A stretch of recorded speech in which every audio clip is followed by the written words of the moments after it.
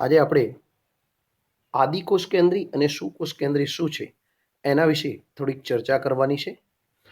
આદિકોષ કેન્દ્રી આદિકોષ કેન્દ્રીની વાત કરીએ તો જે સજીવોના કોષોમાં કોષ કેન્દ્ર પટલનો અભાવ હોય, કોષ કેન્દ્ર પટલ, કોષ કેન્દ્ર પટલનો અભાવ હોય. આપણે જાણીએ છીએ કે કોષ કેન્દ્ર પટલ ક્યાં છે. તો કોષ કેન્દ્ર પટલ એ કોષ કેન્દ્રની ફરતે આવેલું સુયોજિત પટલ છે, એક આવરણ છે. પરંતુ જે સજીવોમાં આ સુયોજિત કોષ કેન્દ્ર પટલ આવેલું હોતું નથી, મતલબ કે તેનો અભાવ હોય છે, એવા સજીવોને આદિકોષ કેન્દ્રી સજીવો તરીકે ઓળખવામાં આવે છે. એવા જે સજીવો છે એમને આદિકોષ કેન્દ્રી કોષ કહે છે અને એવા સજીવોને આપણે આદિકોષ કેન્દ્રી કોષ તરીકે ઓળખીએ છીએ. ખ્યાલ આવી જાય મિત્રો. હવે આદિકોષ કેન્દ્રીની વાત તો ખબર પડી ગઈ, પરંતુ જે સજીવોમાં કોષોમાં કોષ કેન્દ્ર પટલ જોવા મળે તો તેને શું કહીશું? સુકોષ કેન્દ્રી. સુકોષ કેન્દ્રી કોષ કેન્દ્ર પટલ સુવિકસિત હોય, કોષ કેન્દ્ર સુવિકસિત હોય તો એને આપણે કહીશું સુકોષ કેન્દ્રી તરીકે ઓળખીએ છીએ. આદિકોષ કેન્દ્રી જે સજીવો છે અથવા આદિકોષ કેન્દ્રી જે કોષ છે એ કોષમાં પટલીય અંગિકાઓ ગેરહાજર છે. પટલીય અંગિકાઓ એટલે કે અંગિકાની ફરતે જે પટલ હોય છે એ પટલીય અંગિકાઓ આદિકોષ કેન્દ્રી સજીવોમાં જોવા મળતી નથી. આદિકોષ કેન્દ્રીની અંદર ફક્ત એક જ અંગિકા જોવા મળે છે. આદિકોષ કેન્દ્રીમાં આપણને રિબોઝોમ્સ જોવા મળશે. શું જોવા મળશે? રિબોઝોમ્સ. પરંતુ સુકોષ કેન્દ્રી સજીવોમાં પટલીય અંગિકાઓ હાજર. પટલીય અંગિકાઓ હાજર. પટલીય અંગિકાઓ હાજર હોય. કણાભસૂત્ર હોય, અંતઃકોષરસ જાળ હોય, લાઇસોઝોમ હોય, ગોલ્ગી કાય હોય, આ બધી જે અંગિકાઓ છે એ પટલીય અંગિકાઓ છે તે સુકોષ કેન્દ્રીમાં હાજર. આદિકોષ કેન્દ્રીમાં રંગસૂત્ર સિંગલ, જ્યારે સુકોષ કેન્દ્રીમાં એક કરતાં વધારે રંગસૂત્ર આવેલા હોય છે. આદિકોષ કેન્દ્રીનું કદ કેટલું છે? તો આદિકોષ કેન્દ્રીનું કદ નાનું એટલે કે 1 થી 10 માઇક્રોમીટર. 1 થી 10 માઇક્રોમીટર, જ્યારે સુકોષ કેન્દ્રીમાં કદ મોટું એટલે 5 થી 100 માઇક્રોમીટર. 5 થી 100 માઇક્રોમીટર. એટલે તરત જ તમને પ્રશ્ન થાય કે સાહેબ 1 માઇક્રોમીટર, 1 માઇક્રોમીટર બરાબર ખાલી જગ્યા મીટર. આ જવાબ તમારે શોધવાનો છે, પણ હું આપી દઉં છું કે ભાઈ 1 માઇક્રોમીટર બરાબર ખાલી જગ્યા મીટર. તો એનો જવાબ છે 10 એનો જવાબ યાદ રાખવાનો 10⁻⁻6 મીટર. યાદ રાખજો મિત્રો, 1 માઇક્રોમીટર બરાબર કેટલા મીટર? તો 10⁻⁻6 મીટર. યાદ રહેશે ને? તો આ પ્રશ્નનો જવાબ પણ આપણને ખબર પડી જાય કે ભાઈ કદ નાનું તો કેટલું? 1 થી 10 માઇક્રોમીટર. અહીંયા કદ મોટું તો કેટલું? 5 થી 100 માઇક્રોમીટર. ઓકે. અહીંયા આદિકોષ કેન્દ્રીનું એમ થાય કે ઉદાહરણ આપો તો ઉદાહરણમાં એક આવશે બેક્ટેરિયા. એમ થાય સુકોષ કેન્દ્રીનું ઉદાહરણ આપો તો એનું ઉદાહરણ છે વનસ્પતિ કોષ, પ્રાણી કોષ, બધા સુકોષ કેન્દ્રી છે. આપણા અંદર રહેલો કોષ કેવો હશે મિત્રો? આપણી અંદર રહેલો કોષ પણ સુકોષ કેન્દ્રી છે. આપણે પ્રાણી છે. વનસ્પતિનો કોષ કેવો હશે? એ પણ સુકોષ કેન્દ્રી હશે. બેક્ટેરિયાની અંદર જે કોષ હશે તે બેક્ટેરિયાની અંદર આવેલો કોષ એ આદિકોષ કેન્દ્રી હશે. કેવો હશે? આદિકોષ કેન્દ્રી. એટલે આ તફાવત તમારે પરીક્ષાની અંદર ખાસ યાદ કરવાનો છે કે ભાઈ જે સજીવોના કોષોમાં કોષ કેન્દ્ર પટલનો અભાવ હોય તેને આદિકોષ કેન્દ્રી કહેવાય અને જે સજીવોના કોષોમાં કોષ કેન્દ્ર પટલ હોય તેને સુકોષ કેન્દ્રી કહે છે. આદિકોષ કેન્દ્રીમાં પટલીય અંગિકાઓ ગેરહાજર, જ્યારે સુકોષ કેન્દ્રીમાં અંગિકાઓ હાજર. આદિકોષ કેન્દ્રીમાં રંગસૂત્ર સિંગલ, એકલ હોય છે, જ્યારે સુકોષ કેન્દ્રીમાં રંગસૂત્ર એક કરતાં વધારે હોય છે. કદ આદિકોષ કેન્દ્રીનું નાનું છે, 1 થી 10 માઇક્રોમીટર, અને સુકોષ કેન્દ્રીમાં કદ કેવું છે કોષનું? 5 થી 100 માઇક્રોમીટર. એટલે પ્રશ્ન એ થાય કે ભાઈ આદિકોષ કેન્દ્રી અને સુકોષ કેન્દ્રીના ઉદાહરણ તો બેક્ટેરિયા અને સુકોષ કેન્દ્રીમાં વનસ્પતિ કોષ અને પ્રાણી કોષ. એક સરસ મજાની માહિતી સાથે સાથે આપી દઉં છું મિત્રો કે ભાઈ અહીંયા બેક્ટેરિયાની વાત આવે છે. બેક્ટેરિયા વિશે તમે થોડું ઘણું કદાચ જાણતા હશો, પણ બેક્ટેરિયા જે છે એ બેક્ટેરિયા ખૂબ જ વિશિષ્ટ પ્રકારના હોય છે. એક વાત તમને જણાવું કે બેક્ટેરિયા જે છે એ બેક્ટેરિયા કેટલાક બેક્ટેરિયા એવા છે કે જે ખૂબ જ ઊંચા તાપમાને પણ રહી શકે છે, ગરમ પાણીના જરામાં રહી શકે છે. તો આવી બધી બેક્ટેરિયાની જે વેરાયટી હોય છે એ વેરાયટી વિશે તમે ધોરણ 11ની અંદર વધુ અભ્યાસ કરશો. હવે અહીંયા એક વસ્તુ યાદ કરવાની છે આપણે કે ન્યુક્લિઓઇડ શું છે. ન્યુક્લિઓઇડ એટલે કે બેક્ટેરિયા જેવા સજીવોમાં કોષ કેન્દ્ર પટલની ગેરહાજરી. કોષ કેન્દ્ર પટલની શું હોય છે? ગેરહાજરી.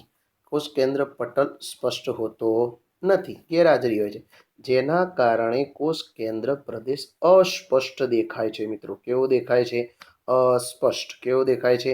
અસ્પષ્ટ. તો આ પ્રદેશમાં શું જોવા મળશે? તો ન્યુક્લિક એસિડ. આ પ્રદેશ શું ધરાવે છે? ન્યુક્લિક એસિડ, જેને આપણે કહીએ છીએ ન્યુક્લિઓઇડ. તો અને શું કહીશું આપણે? ન્યુક્લિઓઇડ કહીએ છીએ. ન્યુક્લિઓઇડની એકદમ ઇઝી વ્યાખ્યા ફરીથી કહી દઉં કે બેક્ટેરિયા જેવા સજીવોમાં કોષ કેન્દ્ર પટલની ગેરહાજરીને લીધે કોષ કેન્દ્ર પ્રદેશ અસ્પષ્ટ હોય છે. આ અસ્પષ્ટ પ્રદેશમાં ન્યુક્લિક એસિડ જોવા મળે છે, જેને શું કહે છે?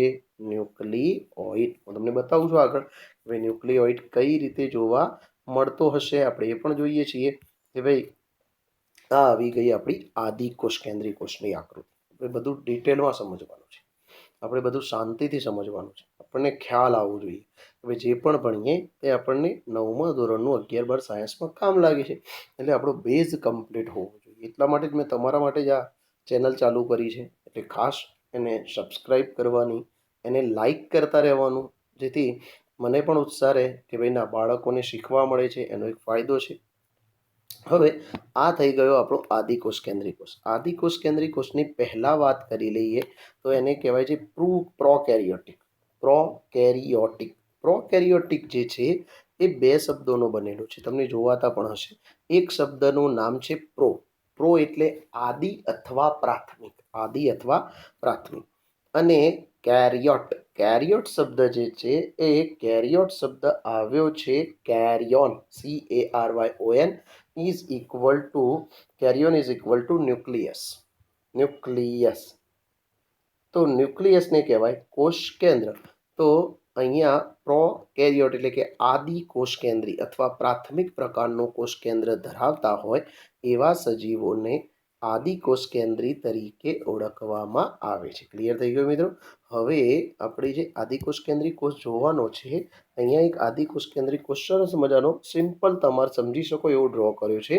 તો તમારી બુકની અંદર કયા કયા ભાગો વિશે અભ્યાસ કરવાનો છે?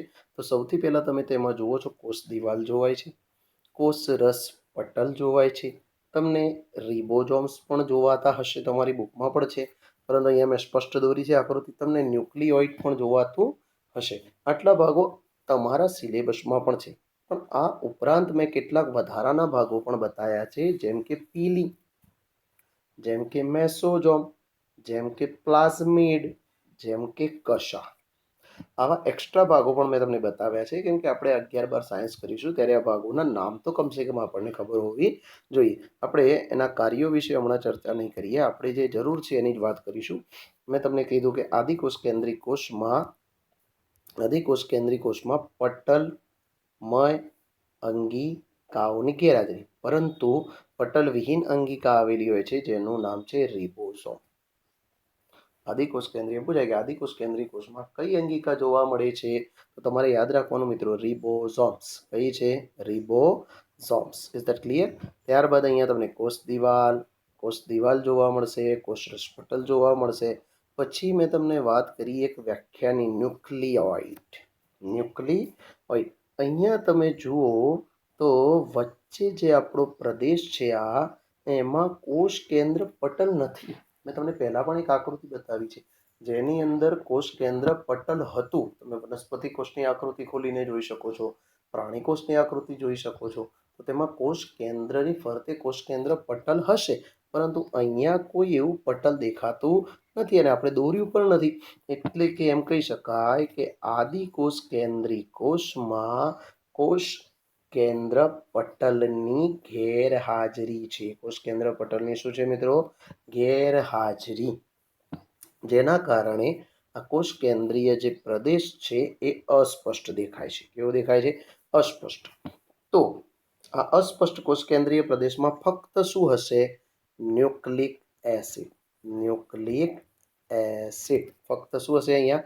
Nucleic acid. ફક્ત શું હશે અહીંયા? Nucleic acid. જેને શું કહે છે? ન્યુક્લિઓઇડ. શું કહે છે? ન્યુક્લિઓઇડ તરીકે ઓળખવામાં આવે છે. ખ્યાલ આવી ગયો મિત્રો? આ આદિ કોષ કેન્દ્રી સજીવની માહિતી હતી. બેક્ટેરિયાના ઉદાહરણ છે ઈ કોલાઈ બેક્ટેરિયા, તેમાં અહીંયા કસા છે, પેસોજોમ છે, પ્લાઝમિડ છે, પીલી છે, એ વધારાની માહિતી છે, પણ આપણે જાણવું જોઈએ. આપણી બુકમાં દોરી તો છે પણ નામ નિર્દેશન આપ્યું નથી, એટલા માટે મેં તમને સમજાવવા માટે પ્રયત્ન કર્યો છે. ઓકે મિત્રો, ખ્યાલ આવી જાય. હવે જે મારો ટોપિક છે નેક્સ્ટ, એ છે વનસ્પતિ કોષ અને પ્રાણી કોષની આકૃતિ સમજાવવાનું. અહીંયા મેં સરસ મજાની તમે જોશો તો એક સરસ મજાની વનસ્પતિ કોષની આકૃતિ મેં દોરી છે. અને વનસ્પતિ કોષની આકૃતિ મેં એટલા માટે દોરી છે કે તમને બધા ડાઉટ સોલ્વ થઈ જાય. હવે દાખલા તરીકે હમણાં જ આપણે વાત કરતા હતા કે ભાઈ આદિ કોષ કેન્દ્રીમાં કોષ કેન્દ્ર પટલ હોતું નથી. તો તમે જુઓ વનસ્પતિ કોષ તો શું કોષ કેન્દ્રી છે? તો શું કોષ કેન્દ્રી છે? તો અહીંયા કોષ કેન્દ્ર પટલ આવેલું હોય છે. દેખાય છે કે નહીં? અહીંયા કોષ કેન્દ્ર પટલ આ જે દેખાય છે, આ બોર્ડર બ્લેક કલરની, આ બધું કોષ કેન્દ્ર પટલ છે. આ શું છે? કોષ કેન્દ્ર પટલ છે. તો એ આપણે જોઈ શકીએ છીએ કે નથી જોઈ શકતા ઇઝીલી? તો સુકોષ કેન્દ્રીમાં કોષ કેન્દ્ર પટલ આવેલું હોય છે. સુકોષ કેન્દ્રીમાં કોષ કેન્દ્ર પટલ આવેલું હોય છે. અહીંયા બીજી વસ્તુ આપણે જોઈએ છીએ કે અહીંયા આખી જે રચના છે એના અંદર તમે જુઓ તો વનસ્પતિ કોષ છે એટલે કોષ દિવાલ આવેલું છે. કોષ રસ પટલ છે. કોષ રસ પટલ વનસ્પતિ કોષમાં પ્રાણી કોષ બંનેમાં હોય. કોષ કેન્દ્ર છે, કોષ કેન્દ્ર પટલ છે, વચ્ચે ગોળાકાર રચના છે જેને કોષ કેન્દ્રિકા કહીશું. અહીંયા જે રચના છે એને ગોલ્ગીકાય કહીએ છીએ. આ જે રચના છે એને કણાભસૂત્ર. મોટી વસ્તુ એ છે કે અહીંયા રસધાની આવેલી છે. શું આવેલું છે મિત્રો? રસધાની. તમને દેખાતી હશે. આ શું છે? રસધાની. તમે જુઓ તો રસધાનીની એક ખાસિયત છે કે આ જે રસધાની છે એ રસધાની વિશાળ દેખાય છે. તમને આખા કોષમાં કેટલી મોટી રસધાની દેખાય છે, એના કારણે કોષ કેન્દ્ર એક તરફ ધકેલાઈ ગયું છે. રસધાની 50 થી 90% વિસ્તારને, કોષનો 50 થી 90% વિસ્તાર રસધાની રોકે છે. આ ઉપરાંત તમે જુઓ તો એની અંદર હરિતકણ, મેં ગ્રીન દર્શાવ્યા છે, હરિતકણ આવેલા છે. વનસ્પતિ કોષ છે એટલે હરિતકણ હશે. આ ઉપરાંત તમે જુઓ તો લાઇસોઝોમ, આ અંગિકાઓ જોવા મળે છે. આપણે આ તમામ અંગિકાઓનો વિસ્તૃતમાં અભ્યાસ કરવાનો છે. ખ્યાલ આવી જાય મિત્રો? હવે એના પછી તમે જોઈ શકો છો કે મેં એક પ્રાણી કોષ પણ દોર્યો છે. વનસ્પતિ કોષ અને પ્રાણી કોષ. તો વનસ્પતિ કોષની અંદર અને પ્રાણી કોષની અંદર શું તફાવત છે એ તમારે હોમવર્કમાં લખવાનો છે. કોઈ મોટી વસ્તુ નથી મિત્રો.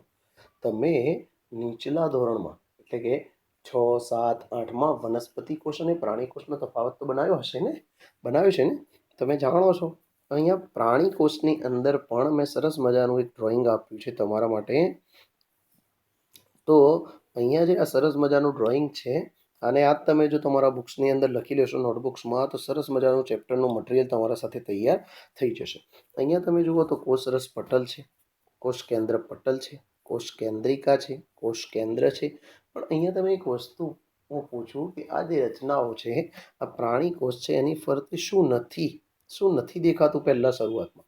તો તમે તરત જ કહેશો કે સાહેબ પ્રાણી કોષની અંદર કોષ દિવાલ હોતી નથી. એટલે આપણો તફાવતનો પહેલો મુદ્દો તો તમે જ કહી દીધો કે ભાઈ વનસ્પતિ કોષમાં કોષ દિવાલ આવેલી હોય છે, પ્રાણી કોષમાં કોષ દિવાલ આવેલી હોતી નથી. વેરી ગુડ, ખ્યાલ આવી ગયો મિત્રો. હવે સેકન્ડ જે ટોપિક છે ત્યાં તમે જોઈ શકો છો કે અહીંયા અંતઃકોષરસ ઝાડ પણ આપણે બતાવી છે. શું બતાવ્યું છે મિત્રો? અંતઃકોષરસ ઝાડ. એમાં બે છે. એક અંતઃકોષરસ ઝાડ, હું થોડુંક ઝૂમ કરું. એક અંતઃકોષરસ ઝાડ જોશો તમે તો એના પર મેં બ્લેક ટપકા પાડ્યા છે અને એક બાજુની અંતઃકોષરસ ઝાડ મેં તમારે સમજવા માટે કોઈ ટપકા પાડ્યા નથી. પ્રશ્ન થાય કે સાહેબ આ એક બાજુ ટપકા છે ને એક બાજુ નથી, એનો મતલબ શું? તો આ છે આરિયાર. આરિયાર એટલે કણિકામય અંતઃકોષરસ ઝાડ. કણિકામય અંતઃકોષરસ ઝાડ. અને આ છે એસસીઆર. એસસીઆર એટલે લીસી અંતઃકોષરસજાળ. લીસી એટલે કે સ્મૂથ એન્ડોપ્લાઝમિક રેટિક્યુલમ, અને પેલી જે કણિકામય છે એને કહેવાય rough endoplasmic reticulum. Is that clear? ખ્યાલ આવી જાય? આ ઉપરાંત તમે અહીંયા ગોલ્ગી કાય જોઈ શકો છો, કણાભસૂત્ર જોઈ શકો છો, લાઇસોસોમ જોઈ શકો છો, રસધાની. હા, સરસ મજાની વાત આવી, રસધાની. તમને જોઈને થશે કે હા, પ્રાણી કોષમાં તો રસધાની નાની છે. વ્યવહારિક વાત છે. આપણે એવું ભણ્યા છીએ કે પ્રાણી કોષમાં રસધાની હોતી નથી, અથવા જો હોય તો ખૂબ નાની હોય છે. એટલે તફાવતનો બીજો મુદ્દો તમારા સમક્ષ તૈયાર થઈ ગયો કે વનસ્પતિ કોષમાં રસધાનીઓ આવેલી હોય છે તે ખૂબ મોટી હોય છે, અને પ્રાણી કોષમાં રસધાનીઓ આવેલી હોતી નથી, અને જો આવેલી હોય તો ખૂબ જ નાની હોય છે. ઓકે મિત્રો, ખ્યાલ આવી જાય? હવે ખ્યાલ આવી જાય તો આપણે આગળ જઈએ કે આમાં જે બ્લેક ટપકા પાડ્યા છે વનસ્પતિ કોષ હોય, પ્રાણી કોષ હોય, એમાં કોષ રસ્તો જોવા મળે છે. સાથે સાથે તમને અહીંયા એક બીજી રચના જોવા મળશે, મેં દોરી છે તારા કેન્દ્ર. તારા કેન્દ્ર એક એવી રચના છે કે તારા કેન્દ્ર વનસ્પતિ કોષમાં જોવા મળતું નથી, પણ પ્રાણી કોષમાં જોવા મળે છે. પ્રાણી કોષમાં જોવા મળે છે. બીજી વસ્તુ એ હતી કે વનસ્પતિ કોષમાં તમે જોઈ હોય એવી કઈ અંગિકા અહીંયા જોવા ન મળી? વનસ્પતિ કોષમાં તમે જોઈ હોય એવી કોઈ અંગિકા ખરી જે અહીંયા જોવા ના મળી હોય? તો તમને તરત જવાબ મળશે કે હા સાહેબ, હરિતકણ અમને અહીંયા જોવા મળતું નથી. આ જે હરિતકણ છે એ હરિતકણ આપણને અહીંયા જોવા મળતું નથી. એટલે એક વાત ક્લિયર થઈ ગઈ કે વનસ્પતિ કોષમાં હરિતકણ આવેલું હોય છે, પ્રાણી કોષમાં હરિતકણ આવેલું હોતું નથી. તો તમે સરસ મજાના 4 મુદ્દા બનાવી શકો છો અહીંયા કે ભાઈ તફાવત બનાવવાનો છે આપણે કે ભાઈ વનસ્પતિ કોષ અને પ્રાણી કોષનો તફાવત આપણે તૈયાર કરવાનો છે. કે ભાઈ વનસ્પતિ કોષ અને પ્રાણી કોષનો જે તફાવત છે એ તફાવત આપણે તૈયાર કરવાનો આવશે. આવડી જશે વનસ્પતિ કોષ અને પ્રાણી કોષનો તફાવત. 4 મુદ્દા બનાવજો. આ વિડીયો સાંભળતા જજો, મુદ્દા બનાવતો જજો. બીજો એક તફાવત આપણે આની પહેલા ભણ્યા, આદિકોષ કેન્દ્રી કોષ અને સુકોષ કેન્દ્રી કોષ. એ પણ તમે ઇઝીલી બનાવી શકશો. ખ્યાલ આવી જાય? ઓકે મિત્રો, હવે આગળ આપણો જે ટોપિક છે એ ટોપિકનું નામ છે કોષરસ. કોષરસ મેં તમને પહેલાં જ કીધું કે વનસ્પતિ કોષ હોય કે પ્રાણી કોષ. વનસ્પતિ કોષમાં પણ આ બ્લેક ટપકા દેખાય છે, જેને આપણે કહીએ છીએ કોષરસ. આ બધો કોષરસ છે. આ જે દેખાય છે એ બધું શું છે? કોષરસ. એ જ રીતે જો પ્રાણી કોષની વાત કરું તો તેમાં પણ આપણને કોષરસ જોવા મળે છે. એટલે કે એમ કે છે કે ડુંગળીનો કોષ હોય કે ગાલનો. ડુંગળી એ વનસ્પતિ કોષ છે અને ગાલનો કોષ એ પ્રાણી કોષ છે. એ કોષના અભ્યાસમાં કોષનો મોટો પ્રદેશ કોષરસ પટલ, સૌથી બહારનું જે પટલ છે એને આપણે શું કહીએ છીએ? કોષરસ પટલ. કોષનો મોટો પ્રદેશ કોષરસ પટલ દ્વારા આવરિત છે. કોના દ્વારા આવરિત છે? કોષરસ પટલ દ્વારા આવરિત હોય છે, જેને શું કહે છે? કોષરસ. શું કહે છે? કોષરસ. આ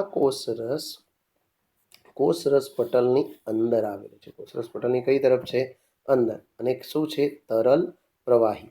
અને એની અંદર જ આપણે હમણાં જ ભણ્યા છીએ કે કોષરસમાં જ વિવિધ અંગિકાઓ આવેલી હોય છે. દેખાય છે ને બધી અંગિકાઓ? ગોલ્ગી કાય, લાઇસોસોમ, કણાભસૂત્ર, તારા કેન્દ્ર, આ બધી અંગિકાઓ એની અંદર આવેલી હોય છે. અને આ અંગિકાઓ કોષ માટે શું કરે છે? વિશિષ્ટ કાર્ય. કોષ માટે વિશિષ્ટ શું કરે છે? કાર્ય કરે છે. ઓકે મિત્રો, આ થઈ ગયું કોષ રસની વાત, આદિકોષ કેન્દ્રીની વાત, સુકોષ કેન્દ્રીની વાત. આ ઉપરાંત આપણી બુકની અંદર અહીંયા એક અલગ મુદ્દો આપ્યો છે જેનું નામ છે વાયરસ. વાયરસ વિશે અત્યારે લગભગ બધા જાણતા થઈ ગયા, કેમ કે હાલ આપણે એક વાયરસની મહામારી સામે ઝઝૂમી રહ્યા છીએ. આપણે આપણી કેર લઈ રહ્યા છીએ. કોરોના રોગ, COVID-19 જેને આપણે કહીએ છીએ. તો વાયરસ જે છે એ વાયરસની વિશિષ્ટતા શું છે કે વાયરસ કોઈ પટલ ધરાવતા નથી, એ કોઈ જીવંત લક્ષણો પણ ધરાવતા નથી. એક વેરાયટી છે આ. અને સજીવના દેહની બહાર નિર્જીવ છે. વાયરસ સજીવના દેહની બહાર નિર્જીવ છે, મૃત છે. એ વાયરસ સજીવના દેહની બહાર કદી જીવતો જ નથી, એક વિશિષ્ટ છે, વેરાયટી છે. પણ જેવો તે સજીવના સંપર્કમાં આવે છે તરત જ તે કોષમાં ગુણન કરે છે. કોષમાં શું કરે છે? ગુણન કરે છે. 1 ના 2, 2 ના 4, 4 ના 8 એમ તમારા શરીરની અંદર એ વિકાસ પામવાનું શરૂ કરે. જ્યાં સુધી એ શરીરની બહાર હોય ત્યાં સુધી તો તે નિષ્ક્રિય છે, નિર્જીવ છે, મૃત છે. પણ જેવો તે તમારા સજીવ શરીરના સંપર્કમાં આવશે તેવો તે એક્ટિવ થઈ જાય છે અને તે ગુણન કરે છે. એટલા માટે જ આ એક્સ્ટ્રામાં યાદ રાખવાનું કે વાયરસ એ સજીવ અને નિર્જીવને જોડતી કડી છે. વાયરસ એ સજીવ અને નિર્જીવને જોડતી કડી તરીકે પણ તેને ઓળખવામાં આવે છે. આવું કારણ પર તમારે પૂછાય છે, વાયરસ એ સજીવ અને નિર્જીવને જોડતી કડી છે. તો એ પણ આપણે ધ્યાનની અંદર રાખીશું.